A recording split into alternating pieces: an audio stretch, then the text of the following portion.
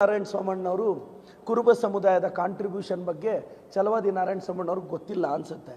ಅಣ್ಣ, ದಕ್ಷಿಣ ಭಾರತವನ್ನು ಸರಿಸುಮಾರು 325 ವರ್ಷಗಳ ಕಾಲ ಕುರುಬರು ರೂಲ್ ಮಾಡಿರೋದು. ಹಾಲು ಕೆಟ್ಟರು ಹಾಲು ಮತ ಕೆಡಲ್ಲ ಅಂತ ಒಂದು ಮಾತಿದೆ ನಮ್ಮೊಳಗೆ.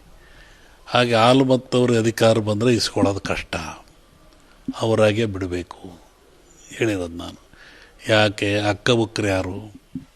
ಹಾಲಮತ ಸ್ಥಾಪಕರು ವಿಜಯಾರಣ್ಯ ಕಟ್ತಾರೆ 5 ಜನ ಅವರು. ಅಕ್ಕಬುಕ್ರು ಸಾಮ್ರಾಜ್ಯ ಇವತ್ತು ವಿಜಯದಶಮಿ ಏನು ನಡೀತಾಯಿದೆ, ಇವತ್ತು ನಡೀತಾಯಿದೆ, ಅಕ್ಕಬುಕ್ರು ಮಾಡಿದ್ದು. ಛತ್ರಪತಿ ಶಿವಾಜಿ ಯಾರು? ನಿಮ್ಮ ಗದಿಗಿನವನೇ, ಅವನು ಹಾಲಮತ್ತವನೇ ಶಿವಾಜಿ.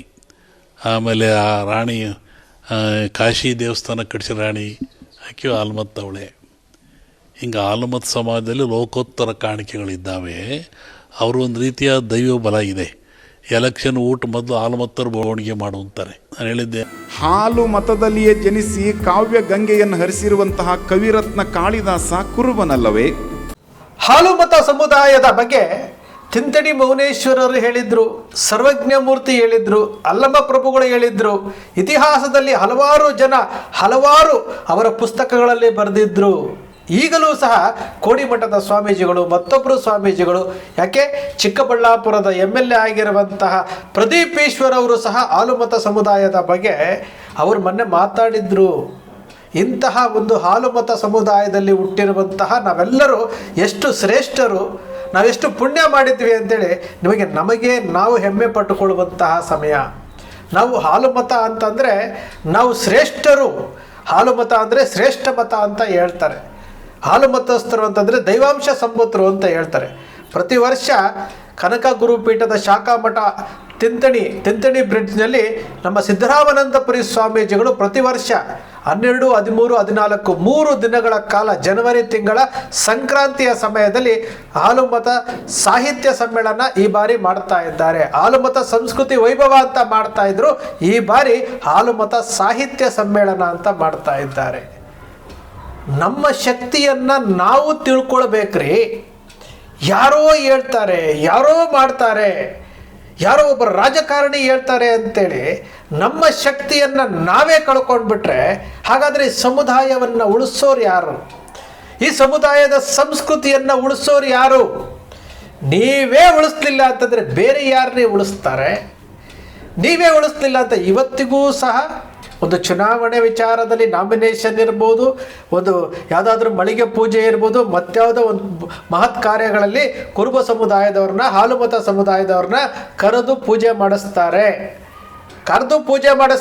ಕಳೆದ ಬಾರಿ KPCC ರಾಜ್ಯಾಧ್ಯಕ್ಷರು ನಾಮಿನೇಷನ್ ಫೈಲ್ ಮಾಡಬೇಕಾದ್ರೆ B ಫಾರಂ ಕೊಡಬೇಕಾದ್ರೆ ಬೈರ್ತಿ ಸುರೇಶ್ ಅವ್ರನ್ನ ಕರೆಸಿ, ಹಾಲುಮತ ಸಮುದಾಯದ ಬೈರ್ತಿ ಸುರೇಶ್ ಅವ್ರನ್ನ ಕರೆಸಿ ಅವರಿಗೆ ಮೊದಲ B ಫಾರಂ ಕೊಡ್ತಾರೆ.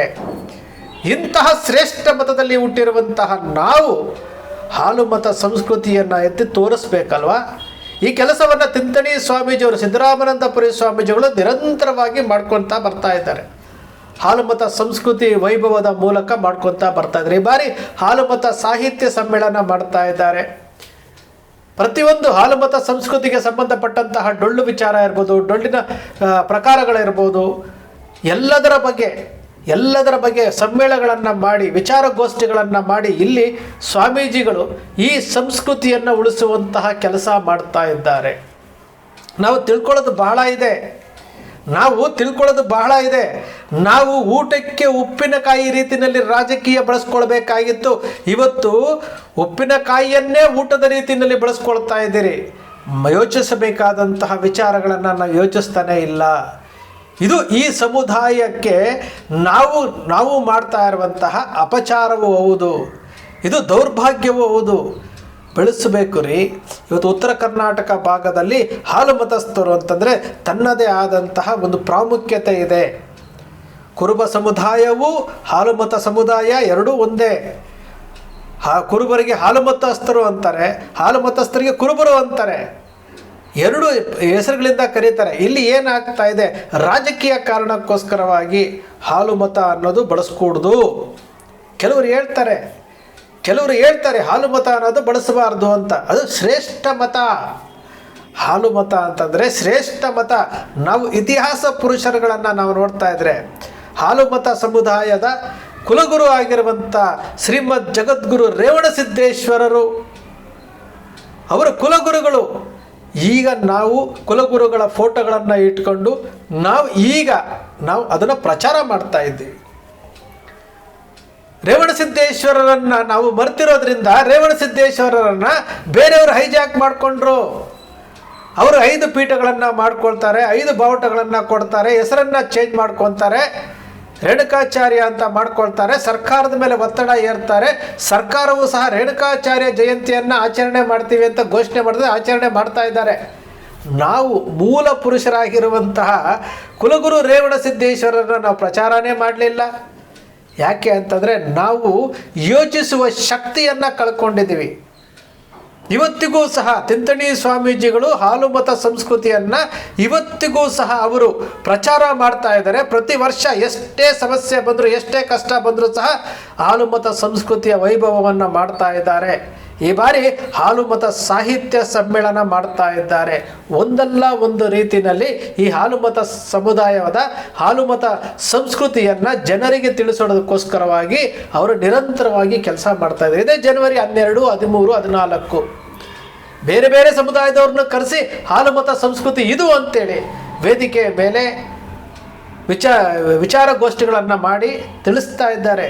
ಪ್ರತಿಯೊಬ್ಬ ಕುರುಬ ಸಮುದಾಯದ ವ್ಯಕ್ತಿನೂ ಹಾಲು ಮತ ಸಮುದಾಯದಲ್ಲಿ ಹುಟ್ಟಿದ್ದೀನಿ ಅಂತೇಳಿ ಎದೆ ತಟ್ಟಿ ಹೆಮ್ಮೆ ಪಡಬೇಕಾಗಿರುವಂಥವ್ರು ಯಾರೋ ಹೇಳ್ತಾರಂತೆ.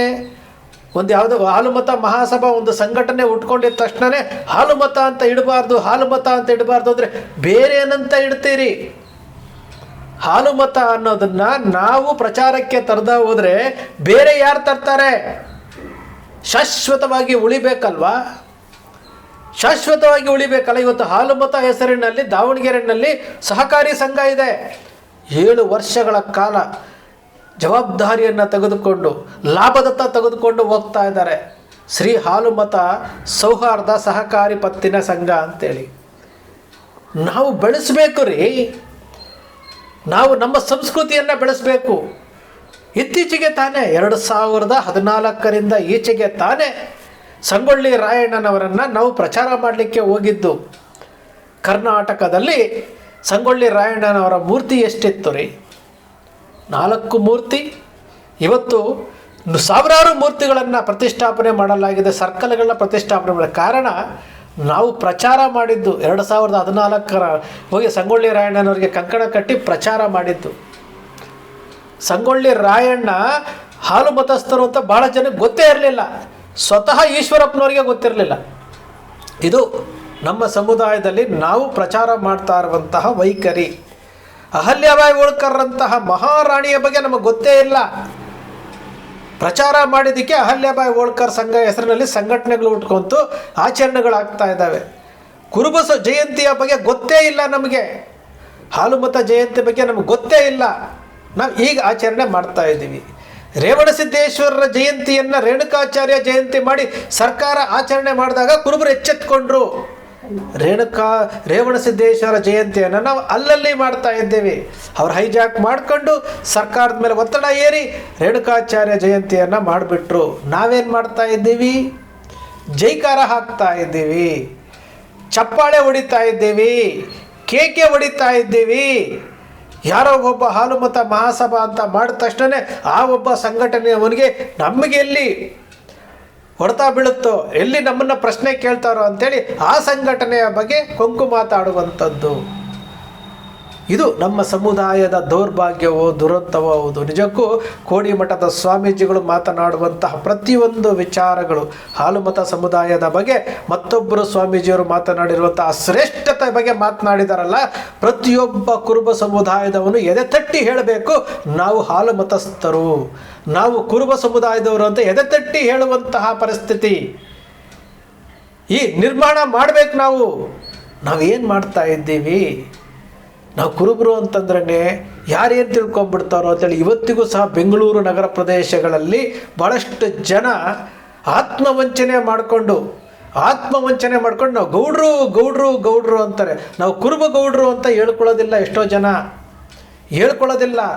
ಎದೆ ತಟ್ಟಿ ಹೇಳ್ರಿ, ಈ ಸಮುದಾಯ ಫಲವತ್ತಾದಂತಹ ಜನಸಂಖ್ಯೆಯನ್ನು ಹೊಂದಿದೆ. ಕರ್ನಾಟಕದಲ್ಲಿ, ದೇಶದಲ್ಲಿ ಫಲವತ್ತಾದಂತಹ 10% ಜನಸಂಖ್ಯೆ ಹೊಂದಿದೆ, ಇತಿಹಾಸ ಹೊಂದಿದೆ. ಎದೆ ತಟ್ಟಿ ಹೇಳ್ರಿ, ಎದೆ ತಟ್ಟಿ ಹೇಳಿ, ಇಂತಹ ಇತಿಹಾಸ ಪುರುಷರು ನಮ್ಮ ಸಮುದಾಯದಲ್ಲಿ ಹುಟ್ಟಿದ್ದಾರೆ ಅಂತ ಎದೆ ತಟ್ಟಿ ಹೇಳಿ. ಹಾಲು ಮತ ಅನ್ನೋದು ಶ್ರೇಷ್ಠ ಮತ ಅಂತೇಳಿ ತಿಂತಣಿ ಮೌನೇಶ್ವರರು ಹೇಳಿರುವಂಥದ್ದು, ಅಲ್ಲಮ ಪ್ರಭುಗಳು ಹೇಳಿರುವಂಥದ್ದು, ಸರ್ವಜ್ಞ ಮೂರ್ತಿ ಹೇಳಿರುವಂಥದ್ದು.